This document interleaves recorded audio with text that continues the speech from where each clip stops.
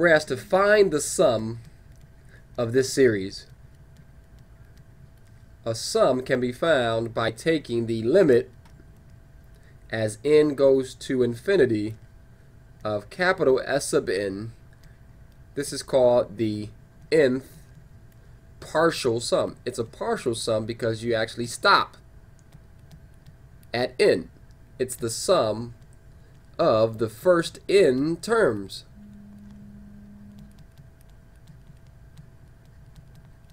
Alright, great. So let's get an expression for S sub n. S sub n would be, let's take the first term, n equals 1. We get 3 over 1 minus 3 over 4. How about the second term? N is 2. We get 3 over 4 minus 3 over 9. Leave it as 3 over 9. Don't simplify. Let's look at the third term. We get 3 over 9 minus 3 over 16.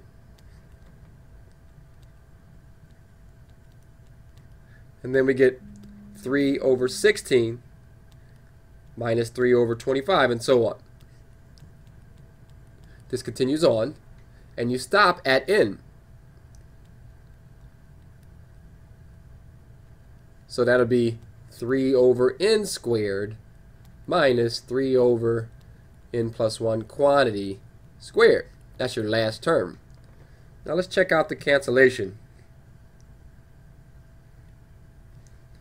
What cancels? Well, when you're looking at two terms,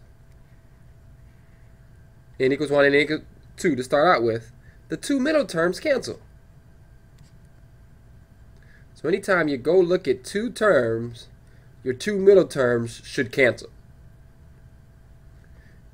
So we just cancel out the terms. Now I'm not going to write the fifth term, but I'm sure that when I do write it, and I look at these two terms, n equals 4 and n equals 5, my two middle terms will cancel out.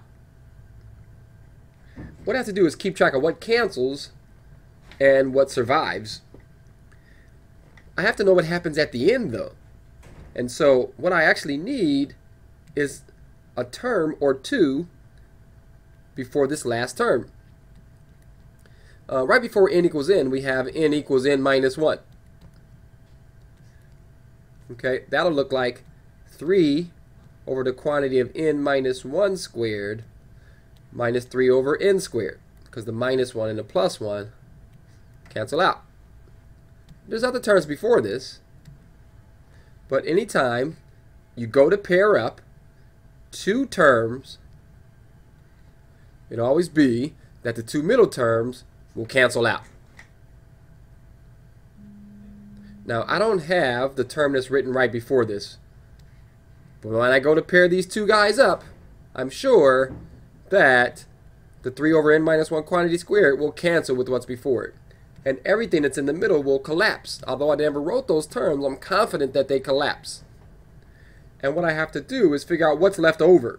What didn't get canceled? Well, in the beginning, 3 over 1 never got canceled. In the end, minus 3 over n plus 1 quantity squared never got canceled. So all we were doing there was trying to figure out a nice way to represent S sub n. And it turns out that with all the telescoping, all the canceling, we left with the following expression. 3 minus 3 over n plus 1 quantity squared. To find the sum, what we do is we take the limit as n goes to infinity of that expression. And so what will happen is when we go to look at the term 3 over n plus 1 quantity squared, that term is going to go to 0. Not the whole limit's going to 0, but that term goes to 0. Why? Because the denominator is getting very large and the numerator is staying at 3. 3 divided by a very, very large number, it'll be very small.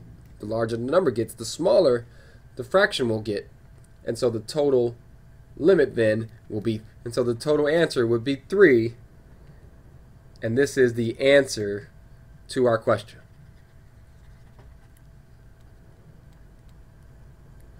All those infinitely many terms will add up to 3.